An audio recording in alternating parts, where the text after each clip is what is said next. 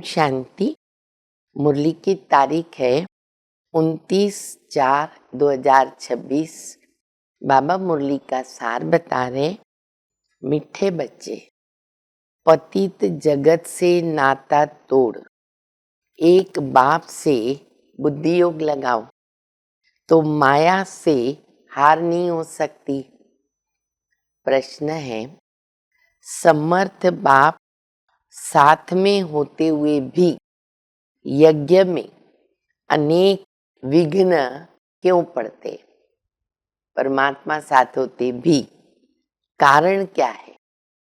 उत्तर है, यह विघ्न ड्रामा अनुसार पड़ने ही है, क्योंकि जब यज्ञ में असुरों के विघ्न पड़े तब तो पाप का घड़ा भरेगा। इसमें बाबा कुछ नहीं कर सकता, ये ड्रामा में नूंद है।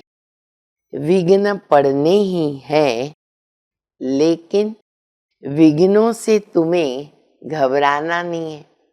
विघ्न आएंगे, घबराना नहीं, क्योंकि हमारा साथी स्वयं बाबा है।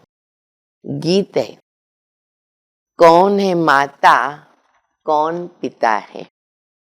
तो गीत के अंतर्गत ही बाबा बता रहे हैं कि बच्चे, इस देह के साथ तुम्हारे जितने भी नाते हैं, माता पिता सखा बंधु आदि आदि, उनसे सब से बुद्धि योग तोड़ दो।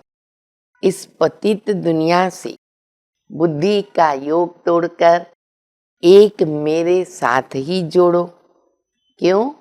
क्योंकि अब तुमको मेरे पास आना है। और दूसरा, बच्चे श्रीमत पर चलो, क्योंकि अभी सब विनाश हो जाएगा। फिर दूसरी बात बाबा बता रहे, बच्चे इस रुद्र ज्ञान यज्ञ में विघ्न तो पड़ने ही है, क्योंकि ड्रामा में नूंद है। ऐसे नहीं कि परमात्मा साथ में है तो फिर वो विघ्न हटा दे। बाबा कहते इसमें बाबा क्या करेगा, इसीलिए विघ्न तो आएंगे ही आएंगे। बच्चे निश्चय बुद्धि हैं, निश्चय करते हैं, लेकिन सामने माया भी पहलवान बन जाती है। तो बाबा कहते अगर मनसा में तूफान आता भी है तो बच्चे इतना ध्यान दो कि कर्म में ना आवे, क्योंकि कर्म में आया तो विकर्म बन जाएगा। कर्मातीत अवस्था तक पहुंचने में बीच बीच में ये विघ्न जरूर आएंगे, थोड़ा टाइम लगता है। श्रीमत पर चलते रहेंगे तो उच्च पद पाएंगे। सभी बच्चों का पुरुषार्थ चल ही रहा है। फिर बाबा मिसाल देते हैं कि भक्ति मार्ग में जो पक्के भगत होते हैं ना, वो क्या करते हैं, चित्र साथ में रखते। जो भी इष्ट देव को मानेंगे उसका चित्र अपने साथ पॉकेट में, या फिर बाबा कहते जो उनका कमरा है घर में, तो वहां रखते हैं, ताकि घड़ी घड़ी हम उसको देखें और हमें उनकी याद आवे। तो बाबा कहते इसे तुम बच्चे भी कर सकते हो। फिर बाबा ने त्रिमूर्ति का चित्र याद किया कि बहुत अच्छा चित्र है, तुम उसको साथ में रख सकते हो, कमरे में भी रहे, ध्यान जाएगा तो याद आएगा। यह भी एक पुरुषार्थ, उसकी विधि है ना, कि देखेंगे तो याद आएगा। अच्छे भगत होते हैं, कई श्री कृष्ण का भी चित्र रखते हैं, तो ऐसे बाबा की मदद हमें भी मिल सकती है, क्योंकि याद से याद मिलती है। बाबा कहते जैसे देखो लोग मंदिर में जाते हैं ना, तो मंदिर आएगा ना तो वो खींचता है, अरे देवता का मंदिर आ गया, ध्यान जाता है। ऐसे ही बाबा कहते हैं कि बाबा का जो मंदिर है ना, वो भी खींचता है। मंदिर के पास जाना होगा, मंदिर तो कोई हमारे पास खींच के नहीं आएगा ना, तो ये भी एक पवित्रता की निशानी है। फिर बाबा सेवा की बात बता रहे हैं, क्योंकि पहले के जमाने में प्रोजेक्टर बहुत चलता था, तो बाबा कहते प्रोजेक्टर की भेंट में प्रदर्शनी अच्छी है, क्योंकि प्रदर्शनी के चित्र जब समझाते हैं ना तो व्यक्ति सामने दिखता है, उसका चेहरा दिखता है। प्रोजेक्टर में अंधेरा हो जाता है, चेहरा नहीं दिखता, कौन कैसे समझ रहा है। तो बाबा कहते प्रदर्शनी अच्छी है, चेहरा देख के समझा सकते हो, परंतु जो जैसा टीचर होगा, जितना होशियार होगा, जितना समझा होगा, वो वैसी ही सर्विस करेगा। अच्छा होशियार होगा तो अच्छी सर्विस करेगा। तो जो जितना करेगा वो उतना पाएगा। अपनी अवस्था बच्चे जमाते रहो, कर्म करते बाबा को याद करो। हर एक अपने लिए मेहनत करता है। हम यहाँ जो भी करते हैं अपने लिए मेहनत करते हैं। बाबा कहते बच्चे बाबा की याद से तुम्हारी आयु भी बढ़ेगी और काया भी निरोगी होगी। तो जो समझते हैं ना कि हमको है ना घड़ी घड़ी भूल जाता है, तो ये विधि अपना सकते हैं कि चित्र को अपने साथ में रखना। अभी हम सुनेंगे धारणा के लिए मुख्य सार। माया की बॉक्सिंग में कभी भी हार न हो, इनका ध्यान रखना है। कल्प पहले की स्मृति से अपनी अवस्था को जमाना है, खुशी और शांति में रहना है। दूसरा, अपना भला करने के लिए श्रीमत पर चलना है। इस पुरानी दुनिया से नाता तोड़ देना है।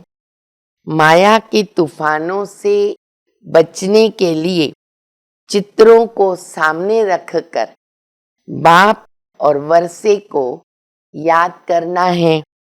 वरदान है, मनन द्वारा बाप की प्रॉपर्टी को अपनी प्रॉपर्टी बनाने वाले दिव्य बुद्धिवान भव।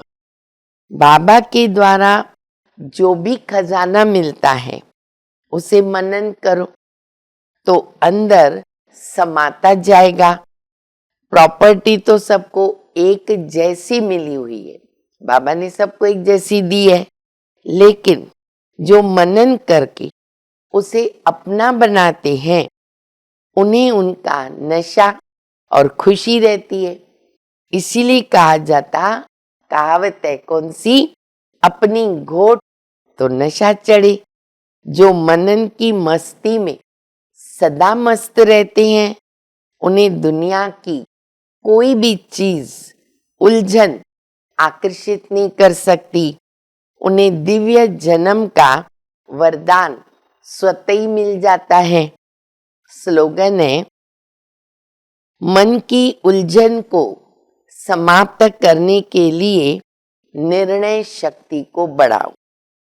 अव्यक्त इशारा, महान बनने के लिए मधुरता, नम्रता का गुण धारण करो। ऐसे नहीं समझो कि हम तो सदैव झुकते ही रहते हैं, लेकिन हमारा तो कोई मान ही नहीं है। जो झुकते नहीं और झूठ बोलते हैं उनका तो मान रहता है। ऐसे भी किसको संकल्प आता है? नहीं, ये अल्पकाल का है। लेकिन आप दूरांदेशी बुद्धि रखो।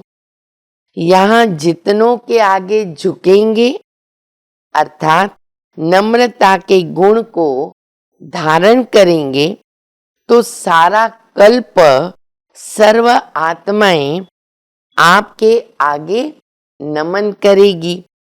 सत्युग त्रेता में राजा के रिकॉर्ड में कांध से नहीं लेकिन मन से झुकेंगे और द्वापर युग में कांध झुकाएंगे। इतनी अच्छी बात है। तो नम्रचित बनना है। अच्छा, मीठे मीठे सिकिलदे बच्चों प्रति माता पिता बाप दादा का याद प्यार। Good morning.